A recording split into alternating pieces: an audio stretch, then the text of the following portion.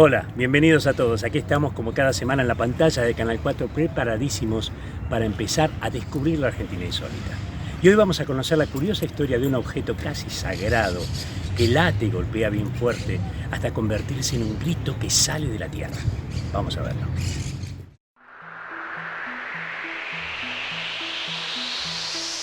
Se cree que la música es tan antigua como el ser humano y que surgió de la necesidad de expresar emociones. Para comunicarse con sus dioses, el hombre imitó con su voz y su cuerpo los sonidos de la naturaleza. El hombre primitivo entrechocaba sus palmas, golpeaba sus pies sobre el suelo y con sus manos transformaba todo su cuerpo en una gran caja de percusión, creando ritmos y compases armónicos. Más tarde descubrió que podían producirse nuevos y mejores sonidos utilizando piedras, huesos o troncos. Cuando el hombre se vuelve sedentario, comienza a construir herramientas para la práctica del cultivo y la ganadería. Y se va convirtiendo también en artesano de sus propios instrumentos musicales. Las diferentes culturas indígenas que habitan el territorio argentino aprendieron de sus ancestros a acompañar danzas y rituales con cantos e instrumentos musicales. En la región chaqueña ya casi no recuerdan cuándo fue la primera vez que la música de sonajas, arcos musicales y tambores de agua se internó en los montes. Las fiestas norteñas todavía se animan al ritmo de ganatas y erquenchos. Y al golpe de las cajas se honra a la madre de la tierra, la Pachamama. En las tierras patagónicas de los mapuche, el sonido de la trutruca, que es una trompeta hecha con tallos de coligüe y astas de vaca, se vuelve sagrado en la gran ceremonia del Quillatún. Mientras que la médica hechicera alza el cultrún, invocando al Dios Padre, y le ruega que colme de bienestar a su pueblo.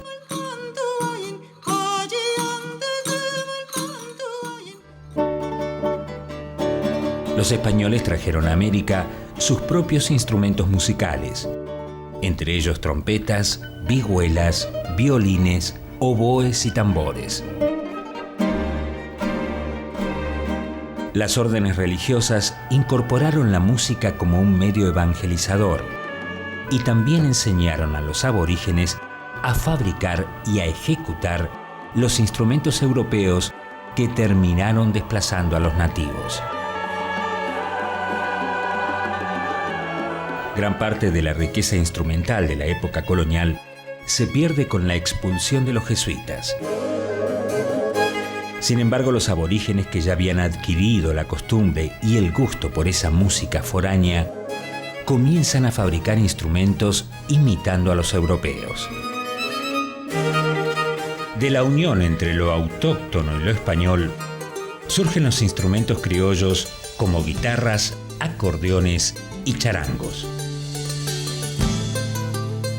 En el norte argentino iba a aparecer un sonido profundo, como surgido de las entrañas de la tierra, que llegaría a admirarse en el resto del mundo.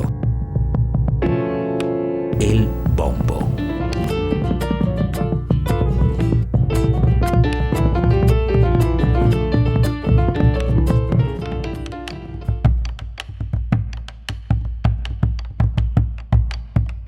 La madera blanda y porosa de los ceibos posee las cualidades necesarias para obtener una excelente acústica y por eso ofrece un valioso material para moldear el cuerpo de un bombo.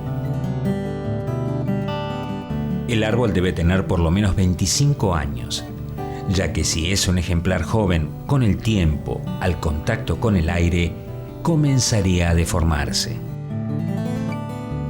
Los troncos de ceibo pueden medir entre 35 y 45 centímetros de diámetro y desde 40 a 60 centímetros de altura.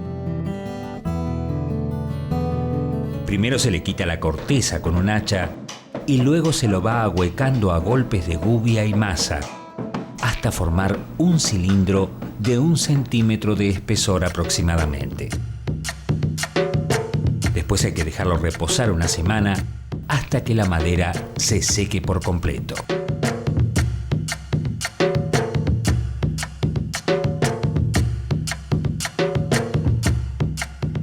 Existen 3 variedades de bombos. El de banda, también conocido como chato, que se lo llama así por tener una altura menor que su diámetro, acompaña en el noroeste a las bandas de sicuris y anatas, y es uno de los instrumentos más importantes en los carnavales jujeños.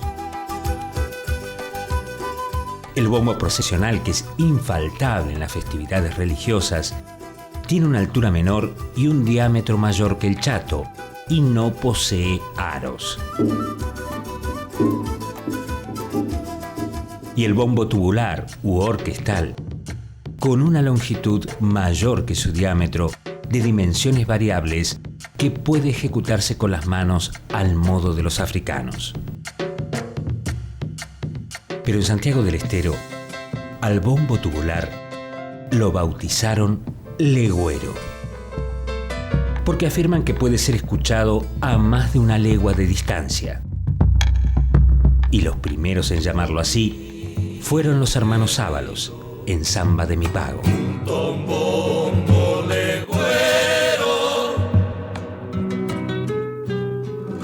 En tierra santiagueña, no solo nació el nombre del popular instrumento, sino también uno de los más grandes luthiers de bombos legüeros que ha dado nuestro país. El indio José Froilán González, que nos espera para enseñarnos los secretos de su arte. Del santiagueño de ley, el indio Froilán González vive en el monte y el luthier.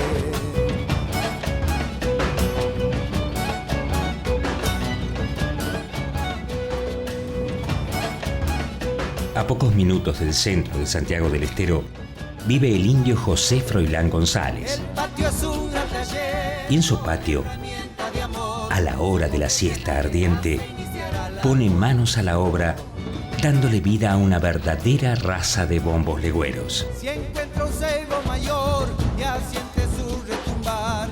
Cada pieza tiene un diseño original grabado con planchuelas de hierro y lleva su firma inconfundible que remata con un cable a tierra, simbolizando así su deseo de seguir aferrado a las raíces que le dan sentido a su oficio de luthier. Hace 44 años que estoy haciendo bombo, pero todavía no termino de aprender todos los secretos que tiene este instrumento. Músicos famosos como el chaqueño Palavecino, los Chalchaleros, los Carabajal y León Gieco, entre otros, tocan bombos nacidos de las manos del indio, desde este patio santiagueño. También se exportan a Europa y hasta el célebre Cirque du Soleil de Canadá le da un sitio de privilegio entre su corte de instrumentos. Este trabajo es para mí una de las cosas más lindas que puede haber puesto Dios en las manos. ¿No? Seguramente es la pasión por su trabajo la que provoca que los ecos de los legüeros santiagueños resuenen en todo el mundo como latidos de una tierra que lleva la música en sus entrañas.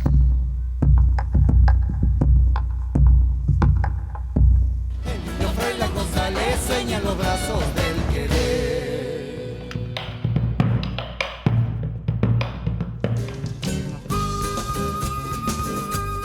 Uno de los pasos fundamentales en la construcción del bombo es la nivelación, que consiste en el cepillado y pulido del cilindro, para asegurarse que no queden virutas sueltas que perjudiquen la sonoridad. Luego el proceso continúa con la construcción de los aros, que se arman según la medida de la boca del cilindro. Están hechos en madera bien firme de quebracho blanco.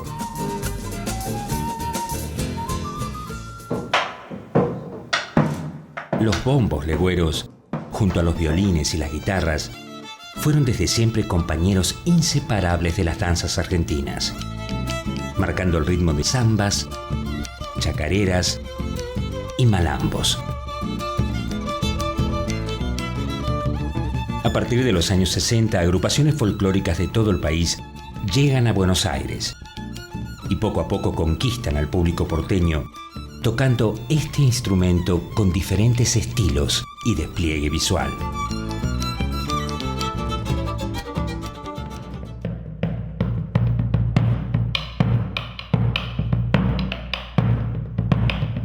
La calidad de la madera no es suficiente para que un bombo suene bien. El correaje está compuesto de presillas que se anudan en los ojales del aro, correas y trabas, que están hechas de una sola pieza de suela para evitar que se corten. El cuero proviene del lomo de vaca bien curtido. Para las membranas se usa cuero de cabra o de oveja, de un animal adulto, que tiene mayor resistencia y espesor. Luego de lavarlo y una vez que esté bien seco, se lo cose a un arillo para armar el parche. A continuación se le recorta el pelo, logrando de esta manera que se gradúen bien los tonos del instrumento. Todas las piezas ya están listas para el armado final, pero aunque resulte paradójico, la obra todavía no está terminada.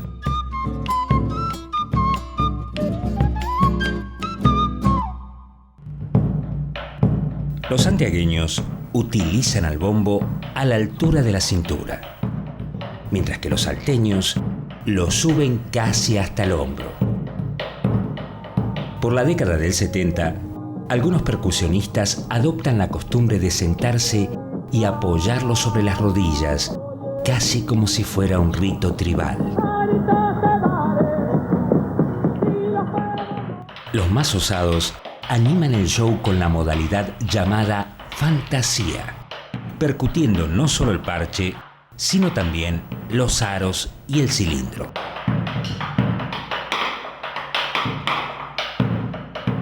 Pero sin dudas el gran explorador de sus riquísimos matices fue el maestro Domingo Cura, que llegó hasta armar una orquesta con bombos, tumbadoras, timbales y bongos, y se atrevió a usarlo en el rock, en el tango y hasta en el jazz.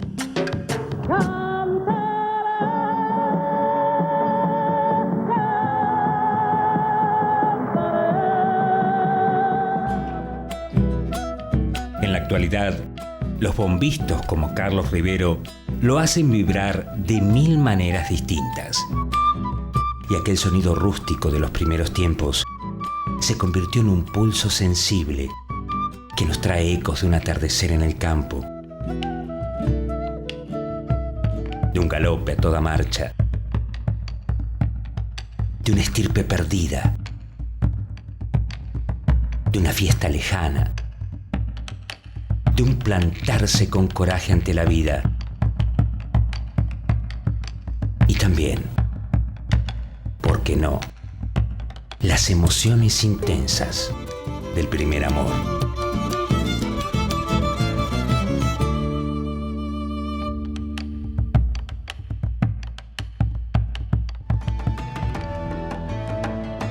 Desde hace unos años, Froilán González viaja con su arte a Europa para dar talleres donde muestra paso a paso las etapas de la construcción del bombo. Llevaba los cilindros aquí y los hacía allá totalmente, o sea, yo hago el trabajo en el lugar donde estoy, así que se lo entrego como en propias manos y la gente lo está viendo cómo está hecho, así que es una manera de no ser egoísta. Y sin que el indio se mueva de su patio, los legüeros navegan por el espacio a través de su página de internet, en la que además de conocer la historia y los secretos del bombo, se pueden encargar las obras del artesano santiagueño. Pero lo más importante para este artista es transmitirle a las nuevas generaciones la magia de su instrumento amado. Y lo que yo quiero es que aprenda la gente, sobre todo la juventud. Hace mucha falta de que estos chicos aprendan cosas, oficios que puedan servir en la vida. Entonces es una manera de enseñar a la gente, a la juventud de todo. Primero, que vaya por el lado del folclore o la música que haga, pero que no vaya por malos caminos, es importante. Hay que, como dice un Sisto, hay que escuchar todas las músicas, son muy lindas, muy bonitas, pero hay que ver que primero las raíces nuestras, ¿no?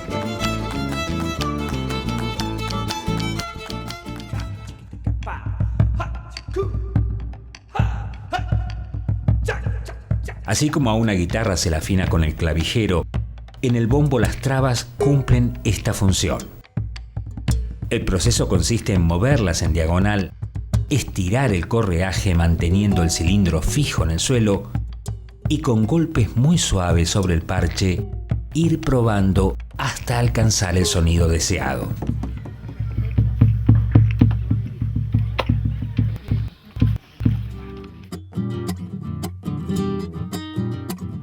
Desde el año 2003, como parte de los festejos por la Fundación de Santiago del Estero, José Froilán González, su esposa Tere Castronuovo y el bombista local Eduardo Misoguchi organizan la Marcha de los Bombos. Cuando hicimos la primera marcha de los bombos, dejó de ser el instrumento del machalo, como dice la gente, del borracho, porque este instrumento estaba catalogado como únicamente tenía el que no tenía estatus, porque el que tiene estatus tiene guitarra. Y sin embargo ahora, vos ves una persona de bien con el instrumento, puede salir ahora a la calle. Eso ha hecho cambiar nuestra cultura. Decidimos desde el patio del Indio Froilán González tomar la iniciativa de que naciera desde aquí la Marcha de los Bombos, de donde nacen los bombos, por naturaleza. La vigilia se hace en el patio de la casa de los González, bailando toda la noche junto al fogón.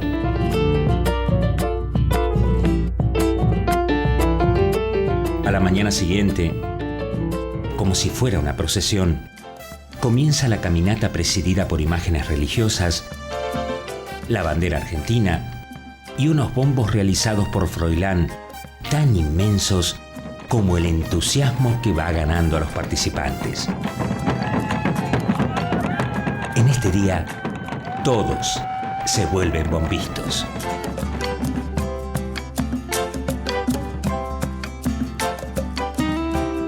Por las calles y avenidas se van sumando los vecinos, los que llegan de distintos lugares del país, turistas, grandes y chicos, todos tocando el bombo a su manera. Cada tanto la marcha se detiene para improvisar danzas y escuchar conjuntos folclóricos que los esperan al borde del camino. Pero lo que nunca se detiene es la alegría de miles de manos golpeando parches y alzando sus brazos para repiquetear con toda la fuerza los palillos o los mazos. Donde la gente se siente como es, porque el bombo es eso, el bombo es sacar ese sentimiento, esos latidos del corazón para poder expresar todo eso que uno tiene guardado, ¿no?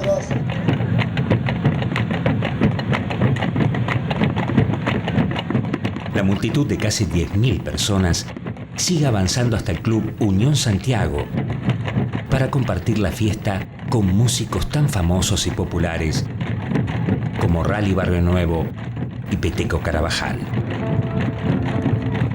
A nivel cultural es algo tremendo y que siento que es una bola de nieve que se va haciendo cada vez más grande, porque yo no conozco lugares que donde sigan surgiendo cosas culturales tan fuertes como Santiago, ¿no?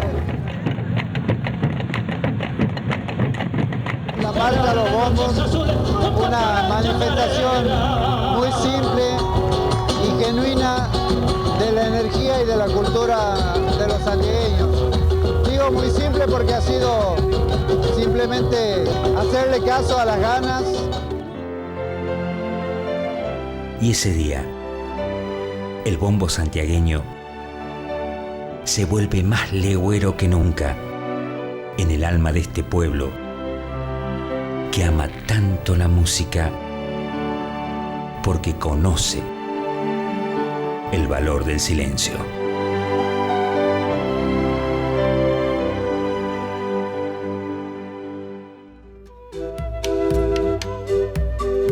La armonía del universo sedujo al hombre primitivo y queriendo imitarlo se convirtió él mismo en creador de infinitas cadencias. En la América colonial, la música no distinguió vencedores ni vencidos, y del mestizaje de este arte universal nació nuestro bombo con sabor a norte, folclore y buen vino. Dicen que la cuna se la regaló Santiago del Estero, donde vive el alquimista que hace brotar del ceibo nuevas flores nacionales, con aroma a parches, tientos y palillos. Su ancha redondez de madera abriga un corazón indómito de malambos y chacareras. Pero él también se deja acariciar mansito para contarnos que en cada golpe de su pecho de cuero late el canto profundo de una tierra que pone en marcha los pies cansados de su gente. Y si por los caminos por fin empiezan a borrarse distancias y olvidos, que nadie se sorprenda. Esto es porque viene retumbando fuerte la voz del bombo legüero argentino.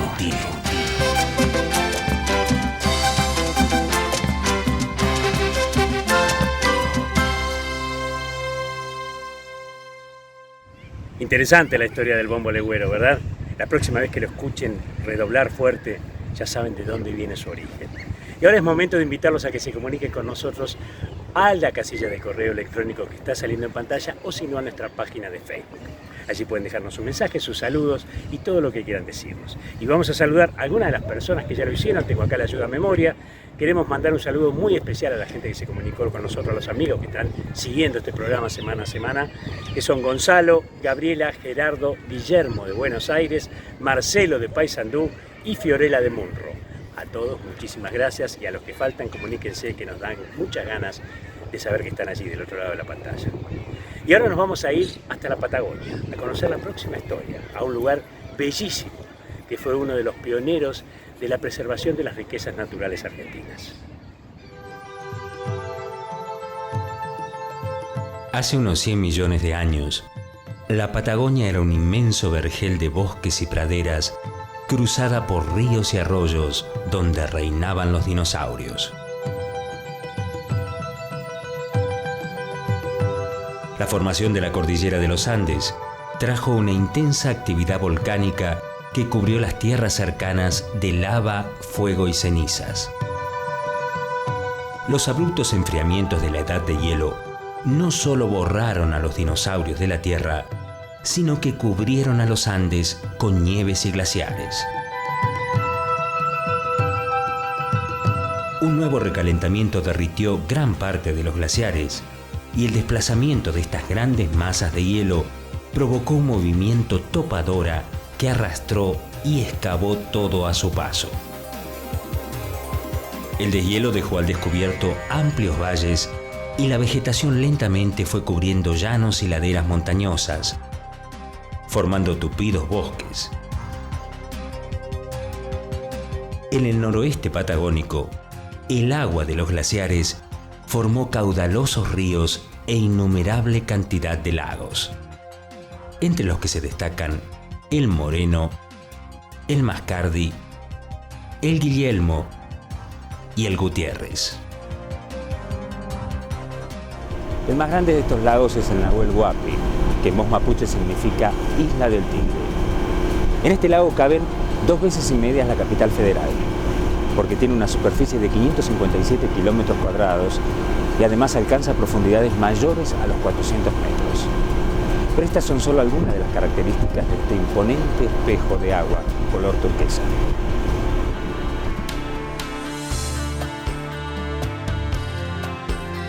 El lago Nahuel Huapi tiene una longitud de 76 kilómetros y su ancho máximo es de 12 kilómetros, siendo compartido por las provincias de Neuquén y Río Negro. Sobre las márgenes del lago se han formado profundos brazos que se abren en distintas direcciones.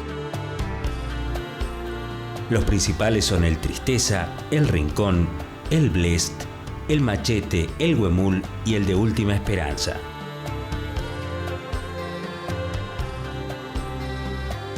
Tanto el lago como su espectacular entorno se encuentran protegidos bajo la jurisdicción del Parque Nacional Nahuel Huapi, que abarca una superficie de más de 700.000 hectáreas.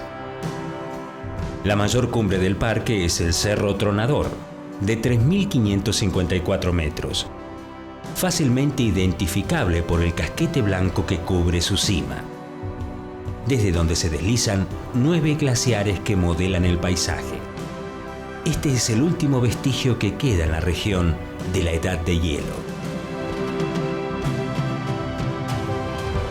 Los constantes derrumbes de los bloques de hielo resuenan por efecto del eco a kilómetros de distancia. De allí el nombre de este cerro, Tronador. El clima de la región es frío continental con estación seca, con una temperatura promedio de 2 grados en invierno con abundantes lluvias y nevadas y de 18 grados durante el verano.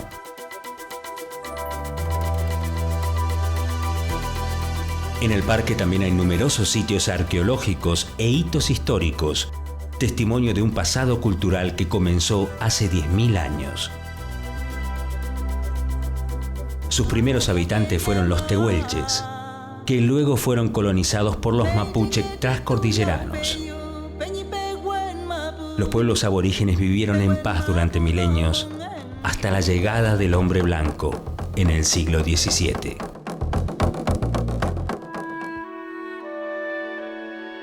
Por 1871, un joven coleccionista de restos arqueológicos se fascinaba con las crónicas que publicaba en un periódico Lucio B. Mansilla sobre sus viajes a tierra de los indios ranqueles.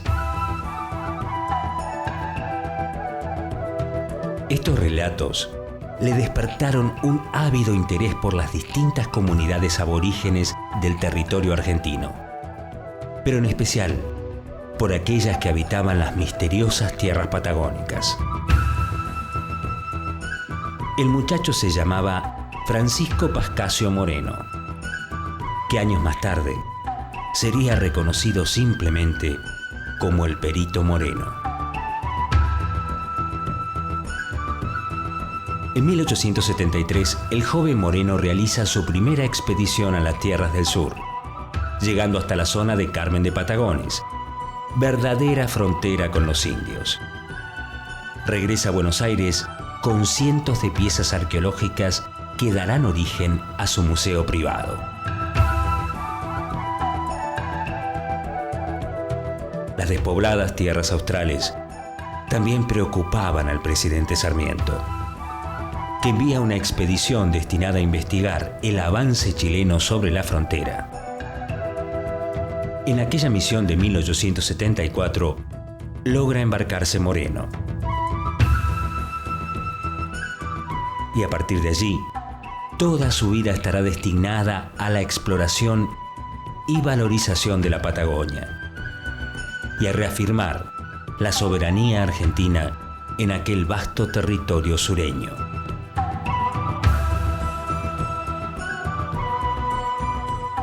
La isla Victoria, enclavada en el corazón mismo del Nahuel Huapi, es uno de los principales atractivos del Parque Nacional. Ocupa 3.700 hectáreas que están mayormente cubiertas por bosques de ciprés, coigüe y ñires. A principios del siglo XX, Aarón de Anchorena se instala en la isla y para aumentar el área de caza, introduce fauna exótica europea. A partir de entonces, ciervos, faisanes y jabalíes se convierten en habitantes comunes del lugar. Hacia fines de 1875, las relaciones entre el gobierno y los pueblos nativos de la región eran más que tirantes. Pero eso no amedrentó a Francisco Moreno, que se lanza al desierto con la intención de ganarse la confianza del poderoso cacique Saigüeque.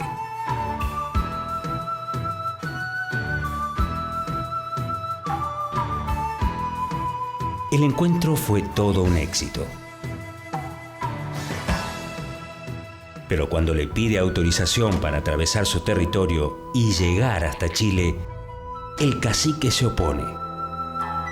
Porque según la ley de su raza, ningún hombre blanco puede conocer los dos océanos. Pero a cambio le propone llevarlo a conocer la Gran Laguna.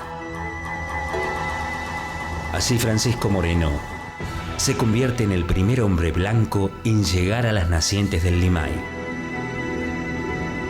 Y pudo contemplar por primera vez el lago que lo cautivaría de por vida, el gran Nahuel Huapi.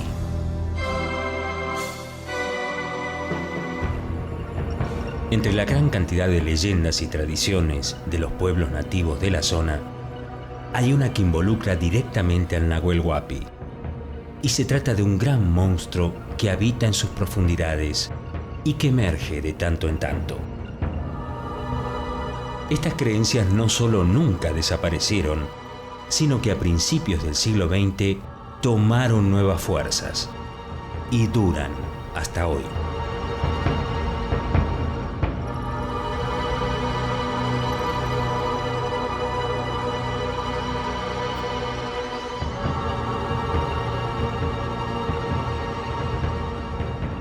El avistamiento de extrañas criaturas que habitaban el Nahuel Huapi ya se conocían para el hombre blanco desde fines del siglo XIX.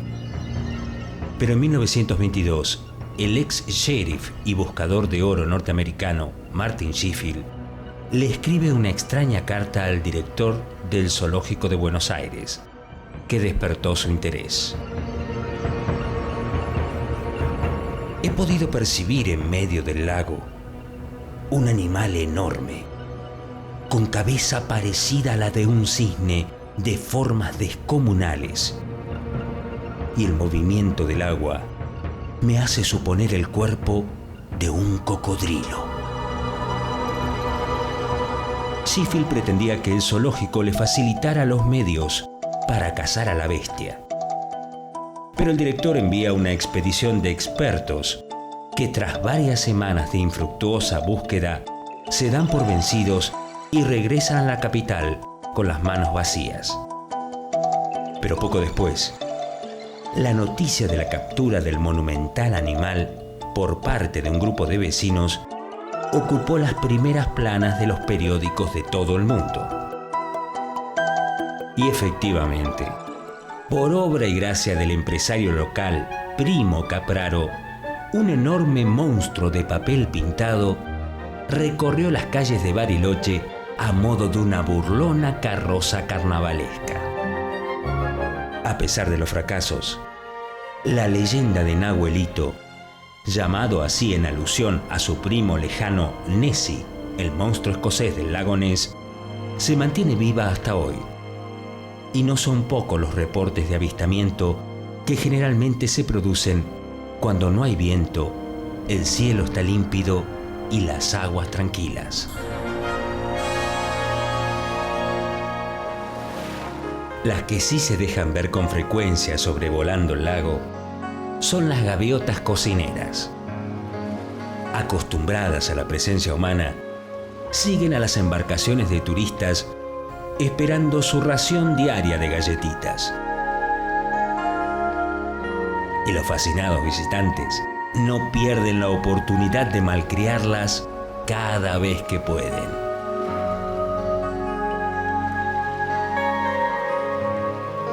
Por los diferentes relieves del terreno y las variaciones climáticas, existen en el Parque Nacional Nahuel Huapi ambientes bien diferenciados.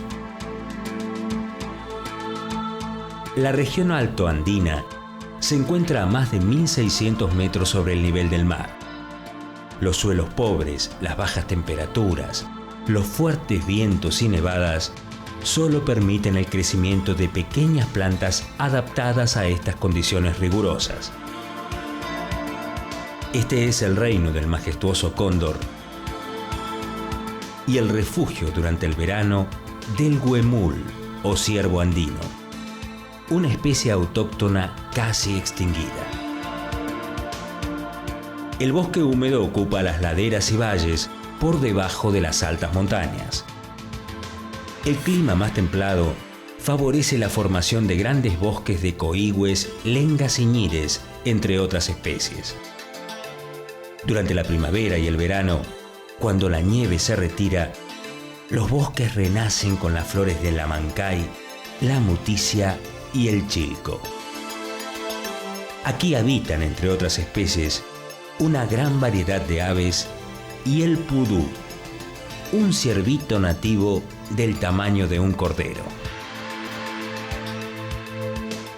Los bosques de transición son manchones de vegetación verde alternando con pastizales secos. Aquí las lluvias no son tan abundantes y los cipreses con su elegante forma cónica dominan las laderas rocosas. La estepa es una amplia extensión de mesetas y terrazas onduladas donde los vientos y la escasez de lluvias impiden el crecimiento de árboles. Aquí abundan los guanacos, zorros y pumas.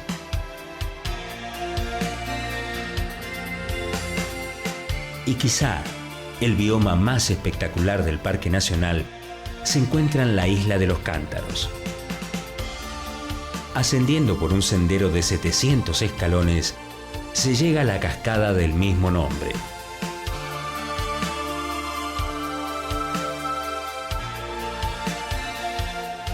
Diferentes miradores y descansos ofrecen una vista panorámica de esta caída de agua espectacular que baja desde lo alto del cerro.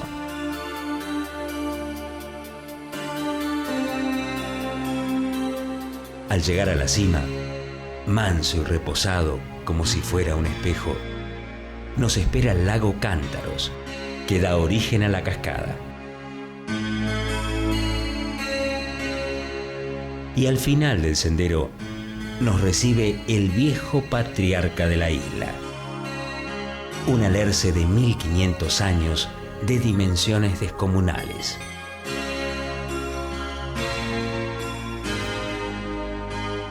Pero lo que más llama la atención es la vegetación enmarañada que se encuentra a ambos lados del camino.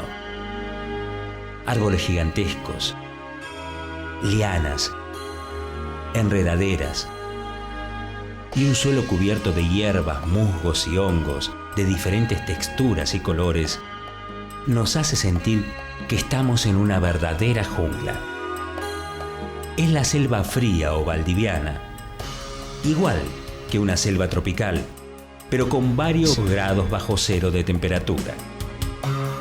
Aquí llueve 300 días al año y después de las cataratas del Iguazú, es la zona más húmeda del país, con precipitaciones de 4.000 milímetros anuales.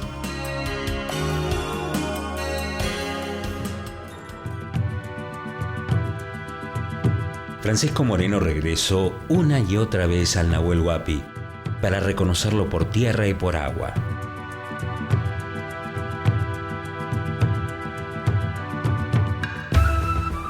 Explorando sus alrededores, descubre un cerro al que llama López, por el autor del himno nacional, Vicente López y Planes.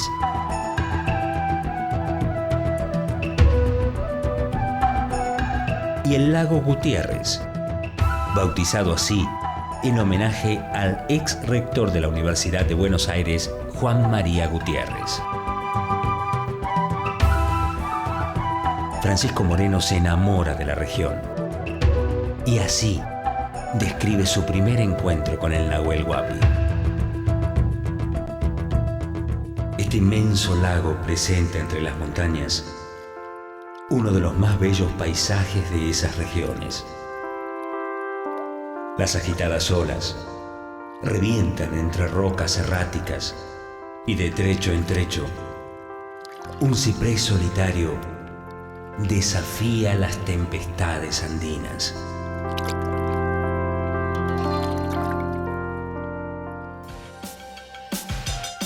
Uno de los brazos más navegados del lago es el Blest. Por él se accede al complejo turístico Puerto Blest Río Frías. Esta área es uno de los puntos más visitados del Parque Nacional. Su cercanía al paso internacional Peras Rosales hace que también sea zona de tránsito turístico hacia Chile. Esta ruta cordillerana fue utilizada siglos atrás desde el Pacífico por las misiones evangelizadoras y también por la conquista española en las llamadas malocas, verdadera cacería de aborígenes para ser tomados como esclavos.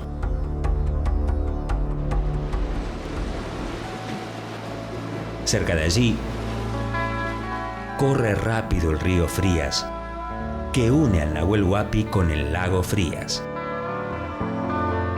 Tanto el río como el lago Frías, con la luz del sol, tienen un impactante color verde esmeralda, que se debe a los sedimentos y minerales arrastrados por los deshielos que permanecen suspendidos en sus aguas.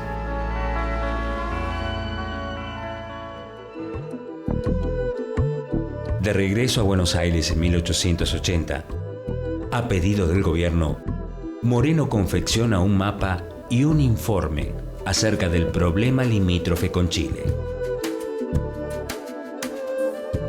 En 1886, ante la mediación de Gran Bretaña en el conflicto, Moreno acepta ser el perito argentino en la contienda arbitral.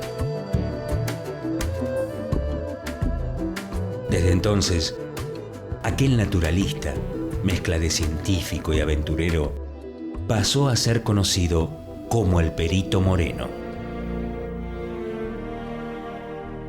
Su brillante trabajo echa por la borda las pretensiones chilenas y en noviembre de 1902, el rey Eduardo VII dicta el laudo arbitral que resuelve equitativamente la contienda entre ambas naciones.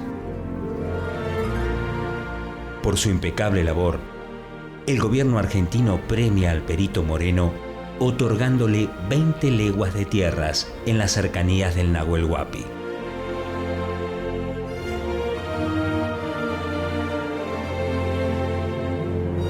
En 1903, Moreno dona a la nación 7.000 hectáreas en la zona de Puerto Blest para ser destinadas como reserva, impulsando con su ejemplo a la protección de nuestros recursos naturales.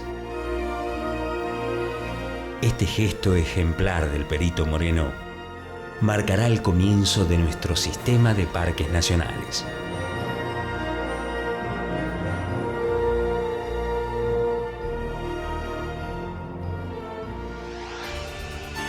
En el año 1922, sobre la base de aquellas tierras donadas por el Perito Moreno, se crea el Parque Nacional del Sud, que en 1934 se convierte en el Parque Nacional Nahuel Huapi.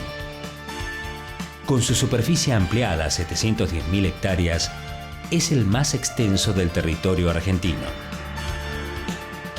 A diferencia de las reservas naturales, que son intangibles, en los parques nacionales se permite el desarrollo de actividades reguladas, como la investigación científica, la educación ambiental, el turismo y la recreación.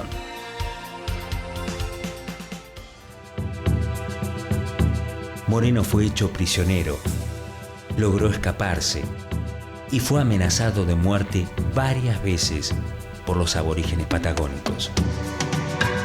sin embargo, nadie defendió los derechos de los pueblos nativos como él. Si pelearon y cayeron en la lucha, fue defendiendo su suelo. Lástima grande que la patria haya perdido así a miles de sus hijos.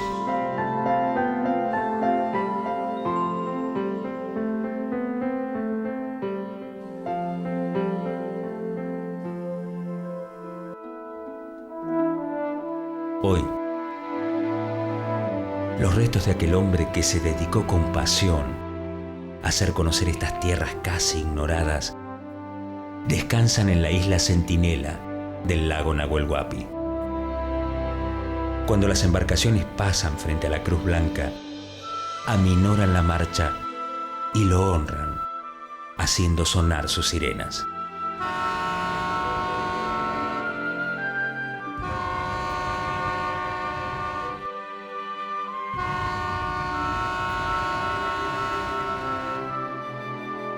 Y todos se suman al homenaje. Porque gracias a la lucha de este argentino, el Parque Nacional Nahuel Huapi fue el precursor de la defensa de las riquezas naturales de nuestro suelo. Y hoy es un espacio para conocer, disfrutar y aprender de este paraíso patagónico que nos pertenece, pero que también ya es un legado para toda la humanidad.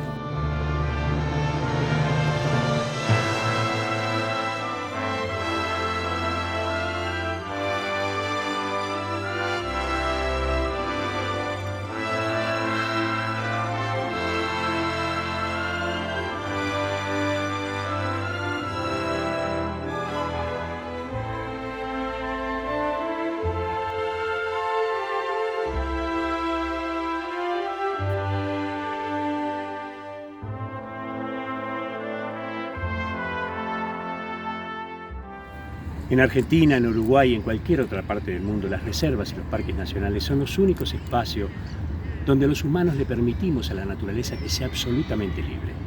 Por eso cuando visitemos estos lugares, disfrutémoslos, cuidémoslos y sobre todo preservémoslos. Bueno amigos, esto ha sido todo por hoy. Los esperamos la semana que viene aquí desde la pantalla de Canal 4 de Paysandú para seguir descubriendo la Argentina insólita. Muchas gracias.